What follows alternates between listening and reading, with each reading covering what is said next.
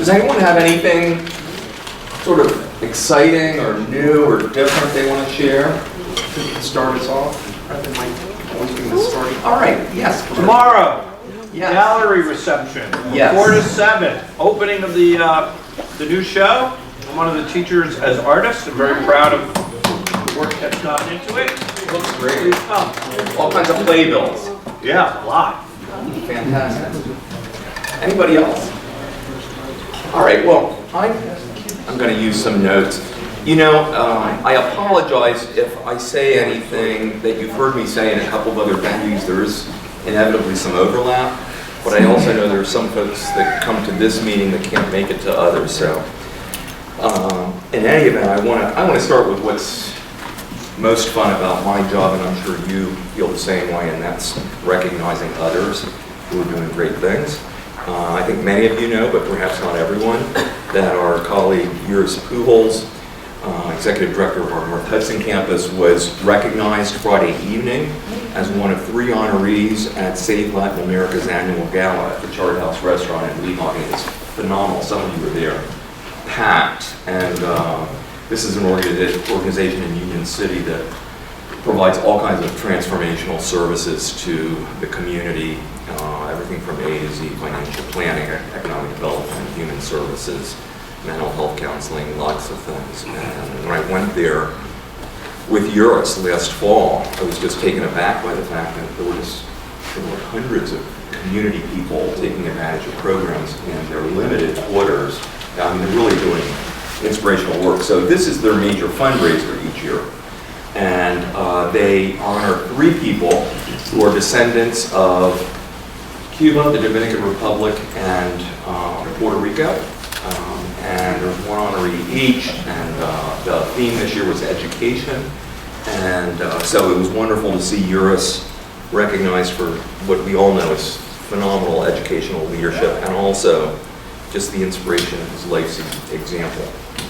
Really, I often say, personifies our mission through his own life experience. So we congratulate him in absentia. He's probably finally getting a little bit of sleep. For the 2nd year in a row also, as some of you know, but I don't think everyone does, an HCCC faculty member will receive the prestigious American Association of Community Colleges Dale P. Parnell Faculty Distinction Award. This is a national recognition that celebrates teaching excellence and really making a difference inside the classroom. The award was named in honor of former AACC President and CEO Dale Parnell. And many of you will remember that last year, Associate Professor of English Katie Sweeting received this award at the AACC National Conference.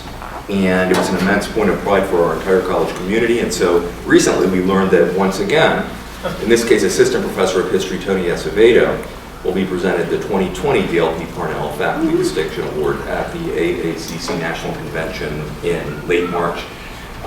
This is an award given to, I'm guessing, 20 to 25 faculty members nationally every year. And to have an HCCC faculty member receive it in 2 successive years, I think is really cause for celebration and a testament to true teaching excellence here at Hudson. And then in addition, to put the cherry on the sundae, I don't know if that's the way to say this, we just learned that Professor Sweeting, I'm not sure I'm even supposed to say this, but so forget that I'm saying it, but she's just been notified that she's being awarded a Fulbright scholarship that will support her teaching in India beginning July 1st. Wow. The details are being finalized. She's asked us not to announce it publicly. This is but we are this is family. So anyway, congratulations, Katie. And then I want to talk about, there are so many incredible things happening with Phi Theta Kappa here, and I know you know this, but I mean, I can't even keep track of them, so I went back and just, because I get emails from Ted Line, like almost every day, and they're substantive. I mean, it's, so our 5-star chapter of Phi Theta Kappa International Honor Society continues to inspire, I think, our whole college community with their leadership and service initiatives, and I really think the excellence that this organization promotes in our students. So recently we learned a few things. First, and very notably, 4 Hudson County Community College students, all members of Phi Theta Kappa, all STEM majors, have been selected as semifinalists nationally for the prestigious Jack Kent Cook Undergraduate Transfer Scholarship. This is arguably the most competitive, significant in terms of financial impact scholarship in the community college world. It's exceedingly difficult to get. So our 4 students are among 456 semifinalists out of about 1,500 applicants nationwide. So they will advance to the next level of consideration for the scholarship.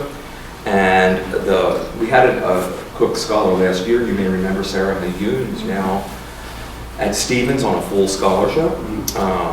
And the recipients receive full funding to pursue their baccalaureate degree up to, I'm trying to remember. I think it's Well, I mean, there's the dollar amount's like $40,000 a year for 3 years, and then they're eligible for a $75,000 graduate scholarship. So it's really impressive. And so we congratulate our HCCC student semifinalists. None of them are in here, are they? we have a student here in Culinary. Abdullah Amrar, Mohammed Abderrahim Salih, and Giova. And then we also celebrate 2 Phi Theta Kappa members who are among just 42 students nationwide to have been recently awarded a NASA Aerospace Scholars Internship. They're going to be in Virginia, and they're Brian Rivas and Abderrahim Salih. Abderrahim's also going to be presenting a workshop. He was just accepted to do a workshop presentation at the upcoming Phi Theta Kappa International Honor Society Annual Convention in Dallas. And I look forward to participating with our student, faculty, and staff attendees at the convention, where our chapter will again be recognized as the 2020 Phi Theta Kappa REACH chapter in recognition of our students' continuing success in college completion. And as a result of that, we will be receiving 10 Phi Theta Kappa graduation stoles for Phi Theta Kappa graduates to wear at our May 21 commencement ceremony. So we congratulate all members of our inspirational Phi Theta Kappa Honor Society, and special thanks to Chapter Advisor Ted Long, whose leadership of our students is just really, I don't know what words to use, spectacular. It's like I've ever seen in my life. And then on March 25th, our Phi Theta Kappa chapter will celebrate its 25th anniversary. So our chapter here is 25 years young, and we'll all look forward to celebrating that milestone accomplishment. I know there's a meeting scheduled to actually work on a celebration that's coming up. Okay, and then I have sent a note college-wide, but just to remind us that the 2020 commencement ceremony will officially, for the first time ever, be held at Red Bull Arena in Harrison. If you've never seen Red Bull Arena, it's big. How many seats? A lot. Oh, it's more than that. 17. 17,000.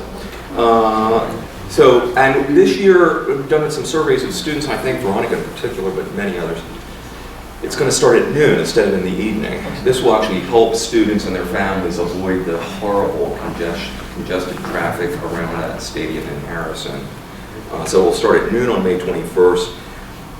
We're excited. This is a real leap. It's something of a leap of faith because it's big and there's all kinds of stuff to consider, but it's going to allow all of our students to invite an unlimited number of guests. There is no limit on how many families you can guest.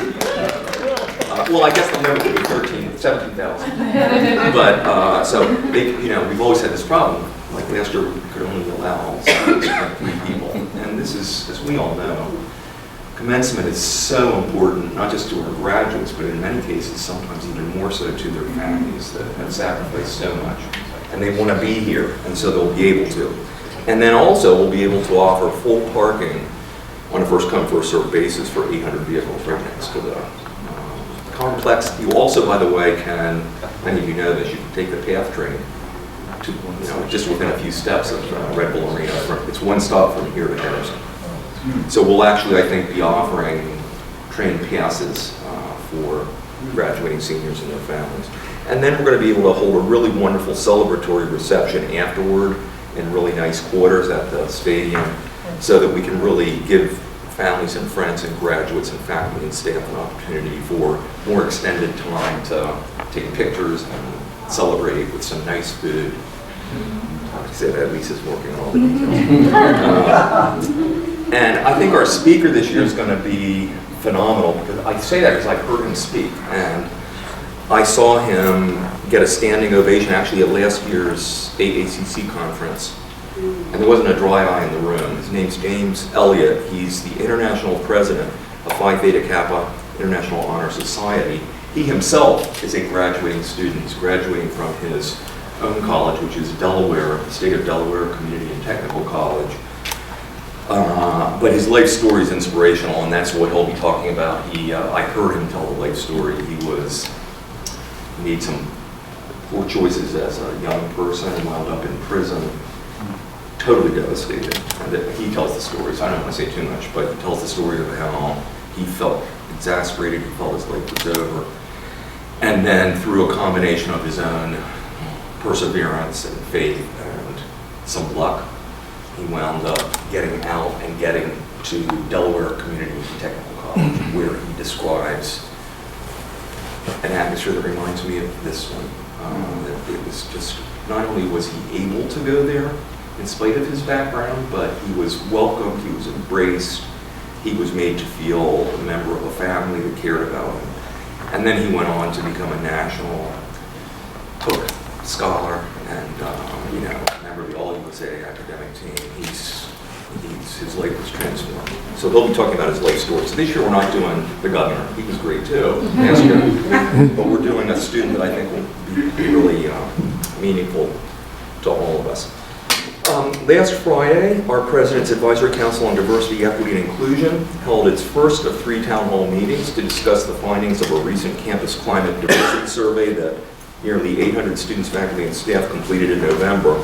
How many of you were there, just out of curiosity? Okay, so 5 were there. So our Hack Day co-chairs, Louisa Williams and yours Poodles, led a 90-minute, very interactive, engaged meeting. The room was packed, it was full. And so this is the first of 3 meetings. So we're collecting feedback from everyone that will then inform the work of our advisory council and the college community going forward, including the writing of the college's first ever diversity strategic plan. So I'm going to thank many of you who attended, but we also encourage others to attend. Now, if you attended the first one and you want to go to one or both of the next 2, you're more than welcome. It'll be the same format, but we welcome you to participate in more than one. If you weren't able to go to the one last Friday, we hope you'll attend at least one of the upcoming 2.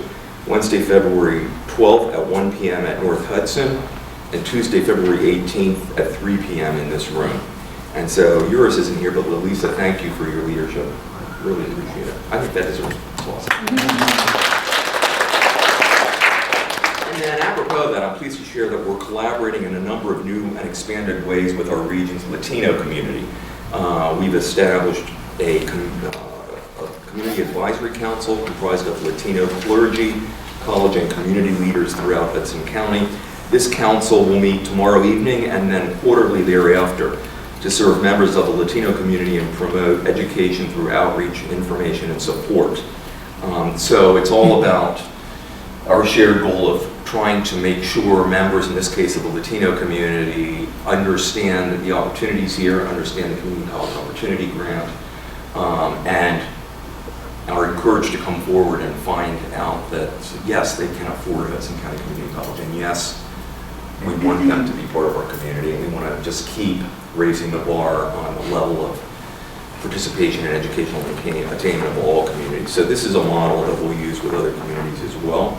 And then in addition to that, we've invited civic leaders and members of the Latino community to a networking reception here on Thursday, February 13th. It's going to be held on the 6th floor of the Gabriel Library from 6 to 8 p.m. We welcome all of you.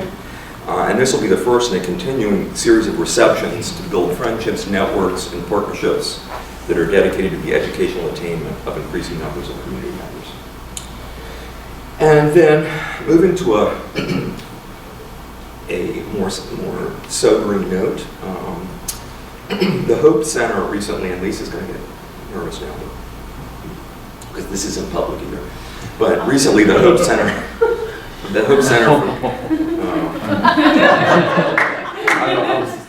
we're taping this, aren't we? Recently, the Hope Center for College Community and Justice at Temple University surveyed students at all 18 New Jersey community colleges regarding issues of food insecurity and homelessness among their students. This Hope Center is led by Professor Sarah Goldrick-Law, who's a nationally recognized researcher at Temple, and whose work actually has inspired the development of our food pantries and new Hudson Helps services. This survey information that's just been collected throughout New Jersey will not be released until mid-February, but it was shared with us early to support our application for new funding through a new New Jersey Hunger-Free grant program. That grant just went out, that request. I just want to share this one piece with you. Of the 716 Hudson County Community College students who completed the survey, 68% reported experiencing food insecurity, housing insecurity, and or homelessness in the past year. 68%. And 14%, a full 14% reported experiencing homelessness in the past year. So these are staggering statistics, and they're even higher for non-white students. That's the overall. They break it out by ethnic, demographic categories. And so the challenging news, it's news that we've known, but I don't think we even realized perhaps the numbers were that high. But while those results are sobering, I think they further validate our students' basic needs. I'm really quoting Lisa here, and the importance of our efforts to help address these needs in order to support our students and promote their success. You know, like we've said before in meetings, if you don't know where you're sleeping tonight, or if you don't know whether you can have enough food to feed your kids, let alone yourself, that kind of comes before tutoring services and financial aid services and all the rest. So if we really are serious about wanting students to succeed, we have to be serious about helping them with these basic needs. Now, on the positive side, and I really do want to acknowledge this and celebrate it, we have submitted, I say we, I played no role in it, but a number of our colleagues worked very hard to submit, when was it, just last Friday, an application for a $100,000 grant through the Hunger-Free Campus Act grant program to support our growing Hudson Helps initiative. And I'll tell you, when you read through it, and I didn't read it until it was out, it's compelling. I mean, it just, and why wouldn't it be, given everything that's happened here in the last year? The food pantries, the Hudson Helps, the consultants that are helping us in various areas, the outpouring of support from our community, our collaboration with all kinds of hunger initiatives in the community and partnerships. So I am very optimistic that we're going to see some funding coming to us to help move the needle on this. And I'm going to keep coming back to this again and again. We have such a wonderful food service program here, the FLIC, our FLIC food service, our nationally ranked culinary program. I don't know, I think it's alarming how much really nice food gets thrown away after events that we spend a lot of money on, and that has to stop. And the sooner the better. It has to stop. That food can be going to our students and others in our community, and it must. And so I really feel strongly about this. So my hope is, like through this grant program and maybe others, if we can get the equipment we need in the way of refrigeration, freezers, food. What am I trying to say? I'm sorry? Freeze dry. Yeah, the packaging that removes all the air from food so that it doesn't deteriorate and become dangerous. And store this and make it available. We must do that. So anyway, the application builds on all the excellent work here that it's going to just continue to grow. And I do want to do a shout out to David Clark. With respect to this grant, David Clark, Sean Kerwick, Idea James, Lisa Doherty, Nicholas Chevalotti, but so many others that are working on these initiatives, really day in and day out at this point. And the good news also is that the Hudson Helps Resource Center will open soon after our new state-of-the-art student center opens, which is, we're going to ask Ilya to give an update, but I think we expect to move in later February. And then we're going to, you don't have to give it now, I'm going to, I'll get back to it. It's going to open in later February, and then we're going to actually hold a grand opening celebration on April 9th when we're fully moved in and the food service there is up and running. And students have become not only acquainted with it, but have found it as an exciting home. So as soon as that opens, and we have some student affairs staff moved from the third floor of 76 to the student center, we will create a Hudson Pulse wraparound services, and I might ask Warren Moore to speak a little more about that, but it's increasingly, we're just adding partners that are bringing more and more services to students. A person that will provide SNAP application assistance live here, actually sit down with the students and help them fill out the application. We now have an exciting new partnership with NYU's graduate program in social work, through which master's level social workers are here doing internship, required internship work for 21 hours a week in our Hudson Help Center, providing wonderful new support for our students. And there are many others, clothing closet that we're adding and others. So I think we can be really proud of that, that effort, that it really does take a village. And then moving to something completely different, I feel like Monty Python.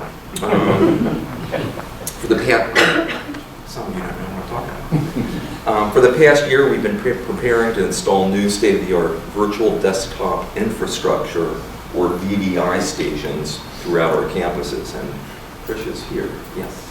So from these stations, students can utilize application. I don't even know what I'm talking about here, but I try to get words that explain it. Students can utilize applications previously available only in the STEM building. VDI has the advantage of resource sharing, the distribution of desktop computing services, and lowering the cost per student significantly.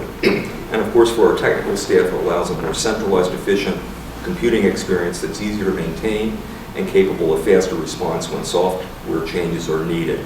This is particularly important in our current dynamic IT environment. And so we are delighted that recently 90 VDI stations were installed in the Gaybert and North Hudson campus libraries. And I might ask Trish in a moment to speak about that as well. This is now part of a 5-year, Trish, if I'm not saying this correctly, a 5-year program that it is now being organized to ensure that every machine on our campus, in offices and in labs, is updated, or at least is reviewed for needed updating or replacement at least once every 5 years. And we are using funding from our technology fee to fund that. But we want to move toward a comprehensive updating of equipment rather than, frankly, what's been a little more like the squeaky wheel gets the grease, so that everybody remains, reasonably current. And I think this is, from everything I know, going to really be particularly valuable. So we may talk about that in a moment too, and I'm almost done. I do want to thank Patricia and our colleagues in Information Technology Services, Academic Computing, and the libraries in particular, who work together to produce a desktop experience that our students need. And then the coming year is going to engage all of us in planning and discussion for our next iteration of the college's strategic plan, including a review of our mission and vision. There are, as we all know, there are so many major initiatives underway right now that are involving virtually all of our college constituencies and beyond. I think this is the sign of a healthy and prosperous college. So our work together as we begin to focus on the next strategic plan will sew together, hopefully, that sounds like something Eric would say, sew together, I don't know, overarching areas of priority that will form the foundation of our next strategic plan and will provide an opportunity to integrate shared themes and values of this work.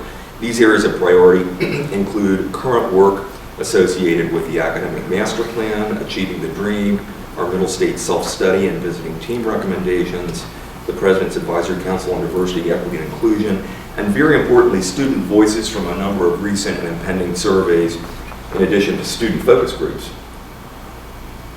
I'm going to be sending a note, I think on Wednesday, to the college community. We are, for the first time maybe in 5 years, again participating in the Community College Survey of Student Engagement. And we're going to be serving surveying students across the college to get their perspectives and to learn more about their engagement in the college community, what's working for them, what isn't working for them. And there's going to be a particular focus, well, there will be a focus on surveying all students, but we're going to be surveying, I think, every section. So these surveys are going to be done in collaboration with faculty in the classroom in most cases. Am I right about that? Yeah. We'll be surveying students in every honor section, I believe, because there's a sort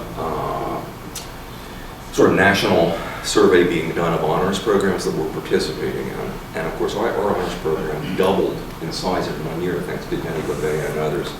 It's really a point of pride for us. So we want student voices, focus groups, we want students, as well as all of our constituencies, to be involved in this work because every person matters. Everybody has ideas to share. Everybody has their own personal perspectives in the work they do here.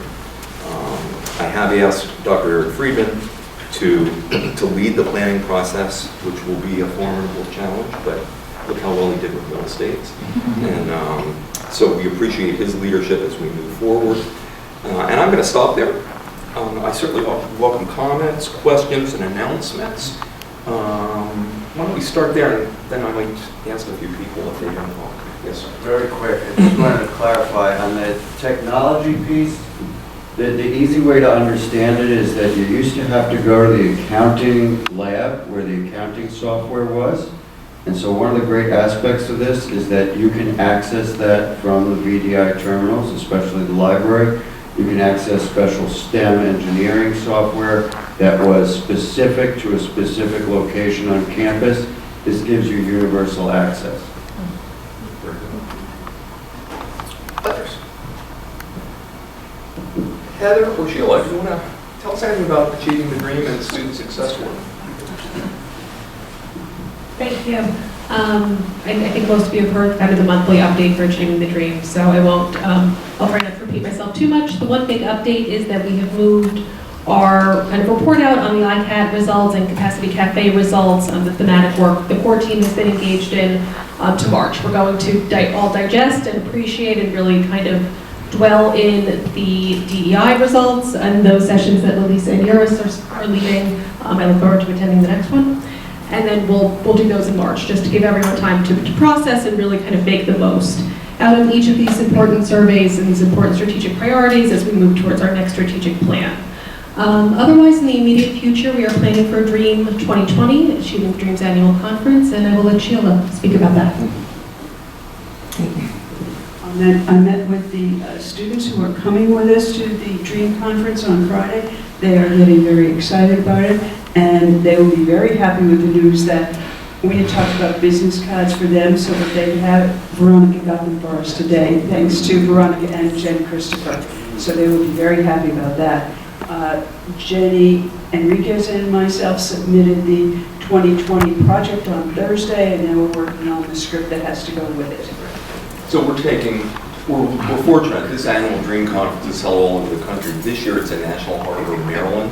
It's just a train ride, or a car ride. So we're able to take a really healthy team of students, faculty, and staff. And I think it's particularly appropriate given the fact that this is new. We're in our first year, and there will be an opportunity to really participate in a national discussion and presentations about best practices. So that's great.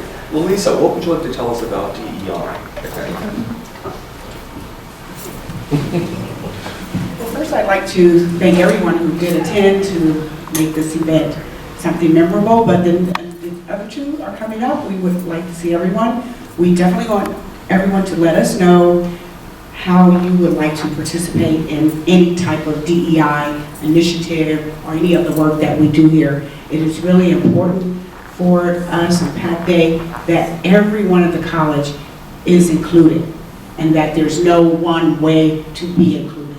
So we have an email. You can send any suggestions, ideas, questions that you have to that email, which is simply PACDAY, that's the acronym for President's Advisory Council on Diversity, Equity, and Inclusion, at hdcc.edu. We also want to let everyone know that this is it's not just about yours and myself, but this is for everyone. Everyone has to play part in this or it just won't work. And even if your part is to say that, you know, you have some difference with it, or you have something that you're in objection to, that is critical because it all adds to and leads to that we really mean it when we say we're inclusive here, when the president says that everyone should feel they're a part of it. That everyone's opinion matters, and we don't have to be all the same. So that's what I would just like to say, that you know, we're looking to go in different directions and higher directions. We had someone from outside of the college contact us and want to know if they could mention our efforts here in DEI on their website. I love it. Yes, I was like, wow.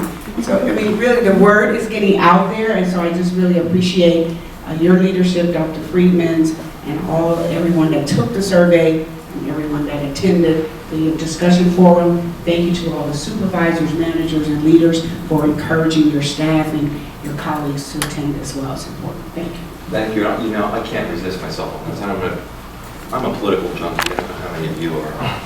If you are right now, it's like the best of times, the worst of times. Right? Over the weekend, President Trump, this was covered in a lot of national media, was criticizing former New York Mayor Michael Bloomberg.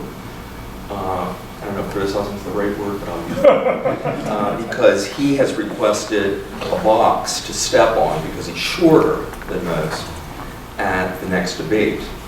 And it's like, why does he need that? I was saying, because that's equity, right? That's equity. But anyway, yeah, we're going to get home and watch the caucus results. Yes, sir. We are in our, can you hear me? Yeah. We are in our second semester of starting our classes, and I never want to miss an opportunity to give a shout out to all the faculty who are giving of themselves. And I had an opportunity to walk around the classrooms the first Friday and all of last week, and just to reassure you, the students are engaged, they're eager, they're happy to be back, and the semester is off to a great start. So I've seen faculty really giving up themselves and really being engaged with the students and trying to get the best out of the students. So we're in good hands in 2 weeks. So thank you. Excellent. And, you know, can I talk about you for just a minute? I don't want to embarrass you. We have a student here. Well, we just got acquainted just before this. Tell me again your name. Alan. So I think Jose Lowe and his colleagues encouraged Alan to come here today. He's a member of the EOF program, and he was telling me his story. He was working in New York in a pizza business, doing all kinds of jobs, but realized, is it okay if I'm saying this? This isn't what I want to do for the rest of my life. I want to be a chef. I want to own my own restaurant. And here he is in our culinary program, which is one of the best in the country, by the way. So we're delighted to have you here.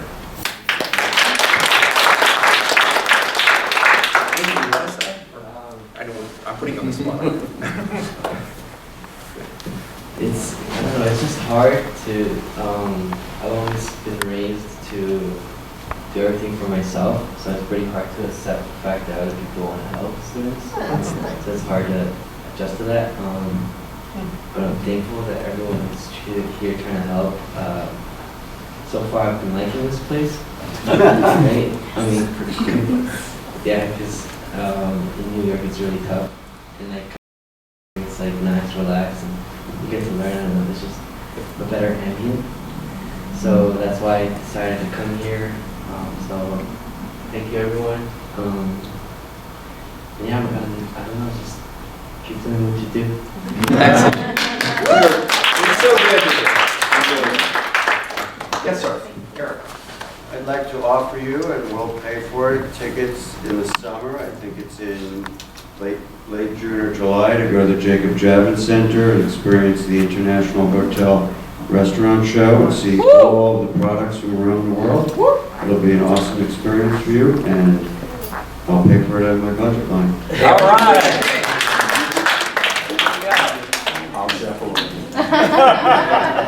All right. Other comments, questions? Hi, I just wanted to give a quick update. If you haven't noticed, at the last board meeting a couple of weeks ago, the board approved the hiring of Evergreen Solutions as our consultant for the classification and compensation system. So my work begins. So we're still kind of working on some housekeeping as far as a contract, but Dr. Eva and I have already spoken to them. I've already gotten my homework assignment, and we are working out. So the way they work is that they do need a lot of data from us that I'll be working with, and then they also help us create a whole communication plan with regular updates to employees. So stay tuned for all of that. Excellent, thank you.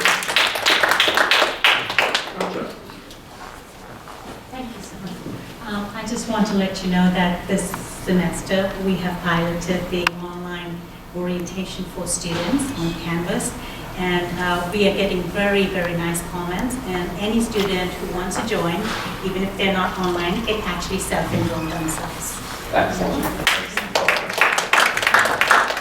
You know, I wanted to note that at last Friday's first DEI discussion session, it was really informative because there were a couple of themes. You know, we had each table doing work and then reporting out, and there were several themes that kept coming out. Two of them, I just wanted to comment on briefly. One had to do with safety and security, and you know, we had a town hall meeting right after the December 10th tragedy, where we talked about this. If you haven't read the results of the DEI climate survey, there are a lot of questions that people were asked about safety, the perceptions of safety. This predated the December 10th event, but it became the subject of a lot of conversation in the room. The other one that I'm just remembering, there were others. The second one that comes immediately to mind is just continued concerns around issues of you know, consistency with regard to promotions and how we recruit and hire people, and salary inequities, and I think work that we've been really working on in earnest together. The next stage of work that Anna just mentioned will be important in continuing to address these issues. But in both of those cases, there's really good work being done right here, and I'm just going to mention a couple of things that you'll be hearing about shortly. One is Anna, in collaboration with a lot of other people, has drafted a hiring and recruitment procedure. So she's attempted to put into words the specific common elements for our college community's efforts in searches and screening processes and processes leading to decisions about whom to hire, whom to promote. This draft soon will be vetted to our college community for your input, the All College Council and others. But one of the things that was talked about on Friday was, you know, we seem to have different ways of doing this. Search committees do their own thing in different ways. The reality is we're about to try to bring everyone into one focused set of procedures that I think will really address that clarity. So that's about to come out. In fact, we're talking about it at the cabinet tomorrow. And then the other one, in the safety and security area, this is truly a work in progress. Jack Quigley and his staff are now promoting ALICE training, which is something you probably heard about, but training that helps every member of our community, students, faculty, and staff, become certified in safety preparedness using national standards. We are asking everyone to complete this ALICE survey. It's done online, and we're going to extend it to everybody, students, faculty, staff. And then that's going to be the first phase of a whole new set of training opportunities. So following ALICE will be the introduction and the ongoing offering of emergency preparedness training of all types. That includes active shooter training, that includes perhaps a module in our student success courses, if that proves to be a logical place for this, where we can ensure that every new student to the college receives some initial basic training. And this will be something that we want to be more comprehensive, more visible, and ongoing. And so I know that Veronica and Jack now put together a schedule for some of this training activity. The other thing that I'll just mention is in the Student Center. I think most of you know this, but we are now going to have a focused command center. I don't know if those are the right words, but that's what I think we're calling it. where we are going to have our safety and security staff. They will actually be in a center right at the front of the new student center. There will actually be a large window, so that you'll be able to see our staff in there. And we've recently made some adjustments to the renovation of the student center to make it easier for members of our community to actually get into the command center. So if they have a concern, they can go into the student center and have direct access 24/7 whenever the building is open. Well, 24/7 virtually, because we will always have a security presence on campus, and it'll be right there, not in the basement of the library, right there where they can see folks and where they can see what's happening out on the street. So these are both large bodies of work, but work that I think we can be proud of, and it's going to help move us forward. Okay, other comments or questions? I just want to mention the Hudson County Coalition for the Food and Shelter Coalition sponsored the college with a food drive. It was December and it was extended until the end of January. I'm happy to report we exceeded our 500 item. Excellent. Linda Ross, who is a Hudson alum, we'll be getting more information out about that, so it's going to be really helpful for all those countries. Very good. Tricia, is there anything you wanted to say beyond what I said or Eric said? Sure. Oh, sorry, I'm running away from my sorry. Yeah, what I just wanted to say is that we're piloting BDI in the libraries now, but ultimately what we want to get to is the point where any student would have the software that they need wherever they happen to be, because our prior model was the software's on the piece of hardware, so you have to go to where the hardware is, and ultimately to the point where you could even access these services on your own tablet, down the road. So, and it allows us the flexibility to be able to update software when needed security updates happen, or with modern software wants to be updated on a regular monthly, weekly basis. So it gets harder to chase around computers all across campus. So. Any questions for Tricia? Elliot, can you give us an update? Absolutely. Quite a bit going on. Yes. So everything is great with the student news. Everything is good. That's number one. This week we're going through the final inspections. So we have to go through 6 final inspections for different utility systems in the building. So far we've been doing very good. Hopefully by the end of the week we're supposed to get everything accepted. And by the beginning of next week, we expected to have temporary certificate of occupancy. Once we have that, then we're going to be scheduling, actually it has been scheduled already, delivery of the furniture scheduled for the 10th of February. So we're going to start installation of the furniture. It should be completed within a week. So as of now, the plan of start moving people in the week of the 24th of February. So we have a great team.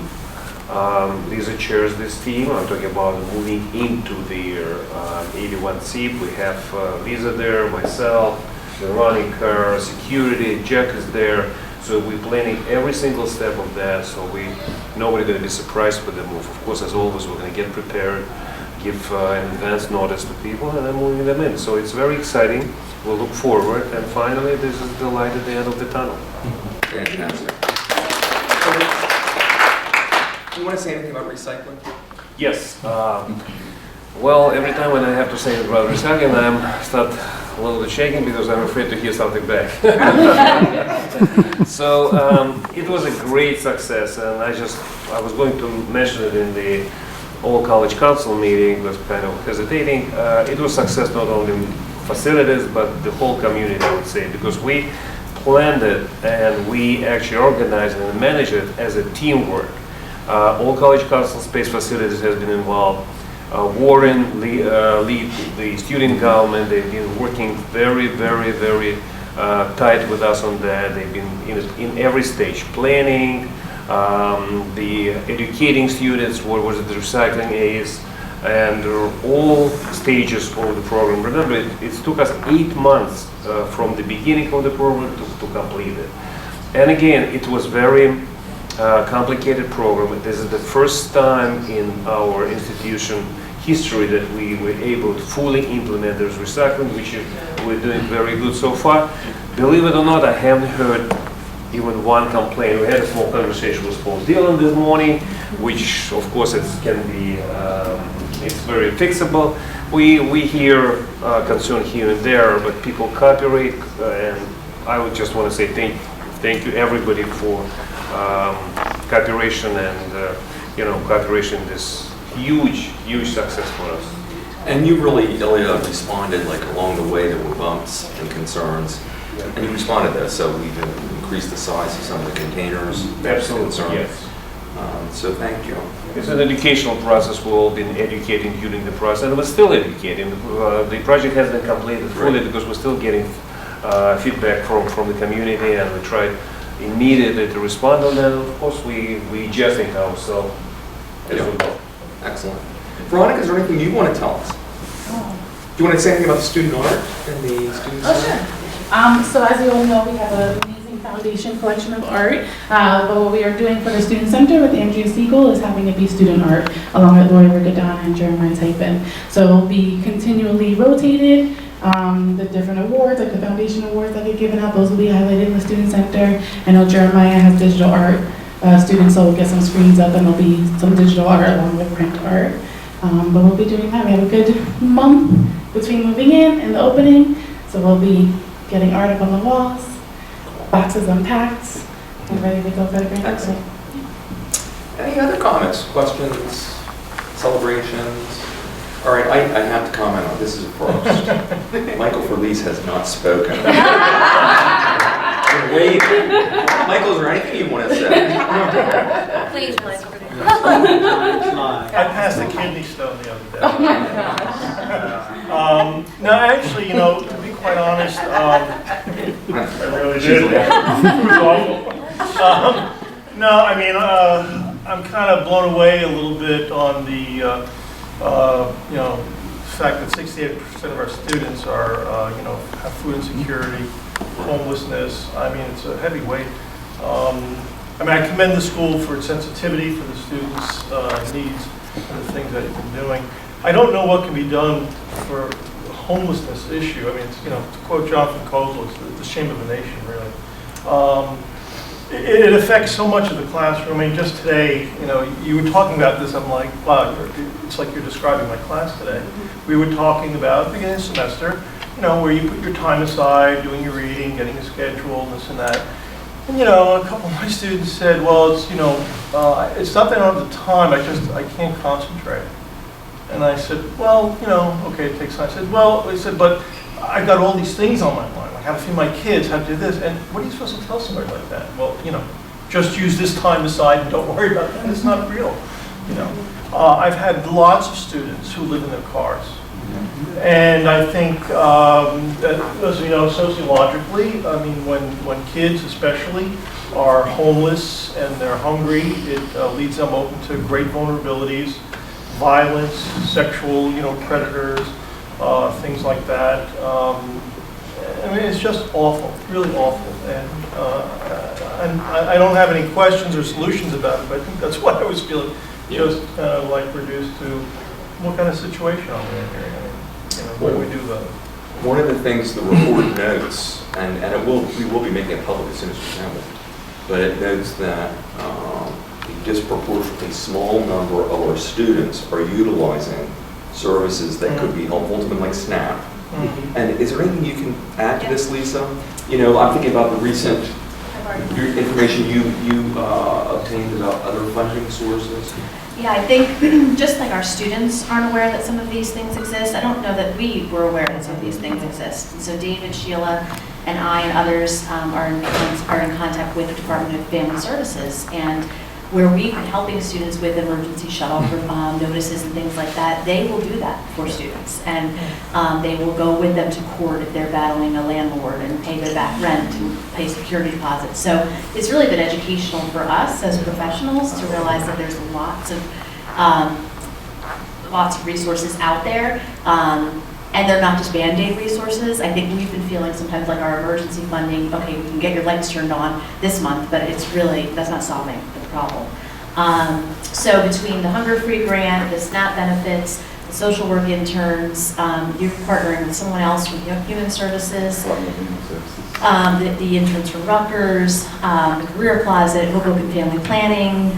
Sheila today was talking about planning healthcare with some other health partners, but I think I saw that, I was shocked at how few students are availing themselves of these resources. So I think we need to close that gap. We know that all these students need help and only this many are getting it. So it's really, once the resource center opens, we really hope that faculty will bring students by and encourage them to visit, just to stop in and see what's available, so that we can really take away the stigma of it also, that, that we have these programs for a reason, because people need them.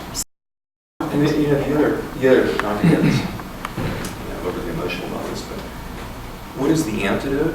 It's education. Right? So if our students are successful in completing a credential or a degree program that leads to meaningful employment, that breaks the cycle, which is why all this stuff sort of goes together.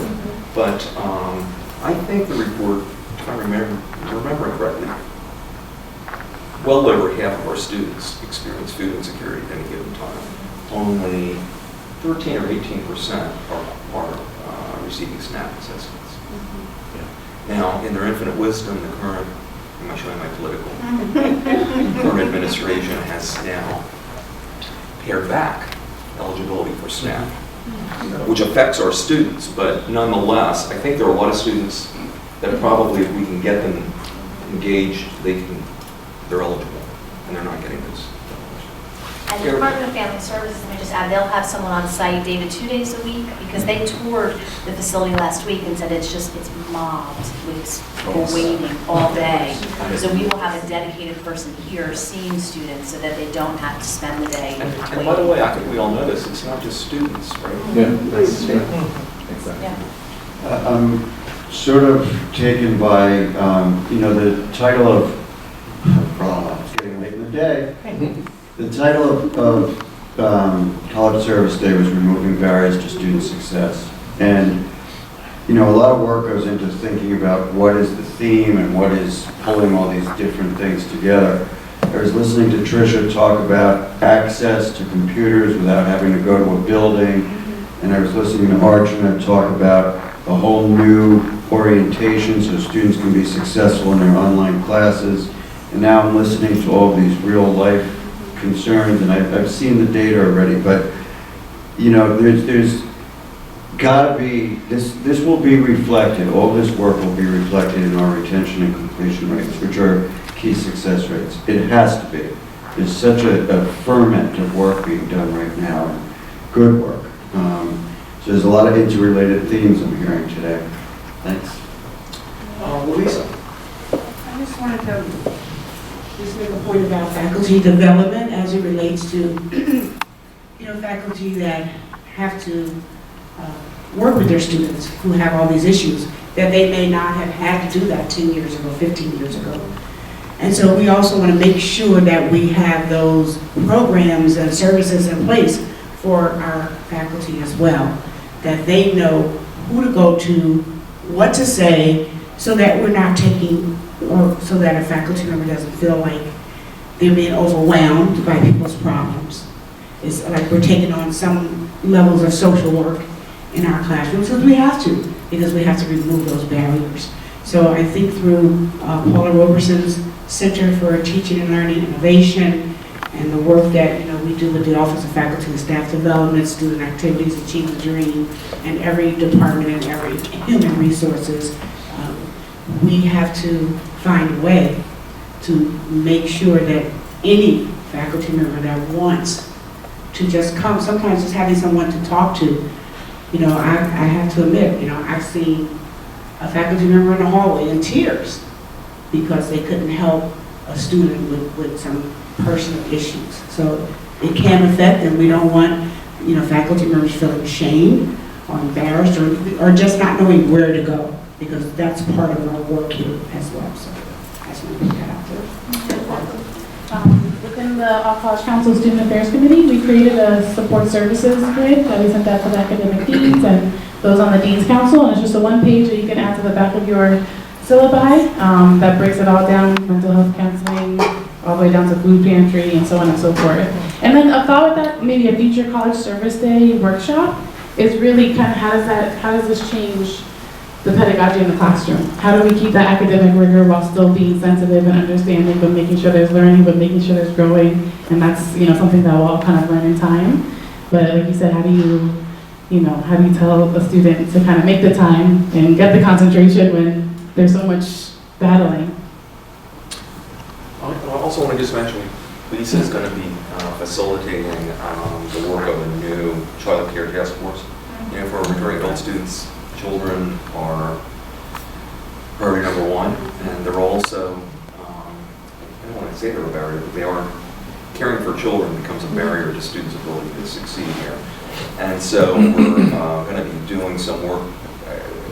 Can we say anything about the money that we found? We have not heard back from the people with the money. It's actually not money. It's referring out to child vouchers, right? It was Urban League.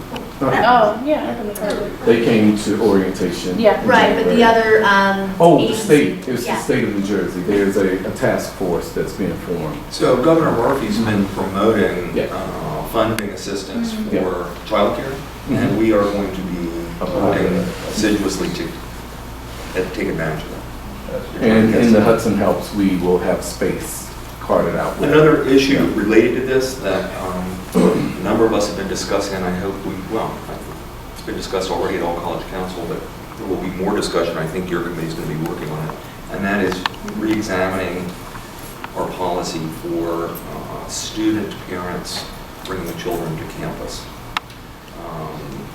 We have a policy right now that basically says you shall not bring children to campus, and so we want to relook at this.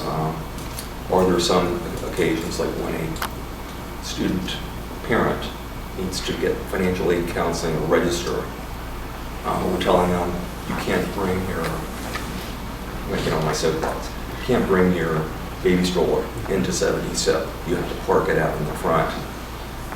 We'd rather you not have your kid here, but if you have to, you're going to have to hold on to them while you go through this process and stand in our lines.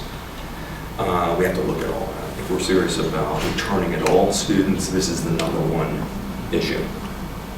And so we're going to be, so your committee is going to be relooking at, I think in the past the All College Council proposed language for a policy that was much more flexible than the language that we are, in the policy we actually have right now. I don't know how. Yeah, the Student Affairs Committee, I believe 2013, proposed language.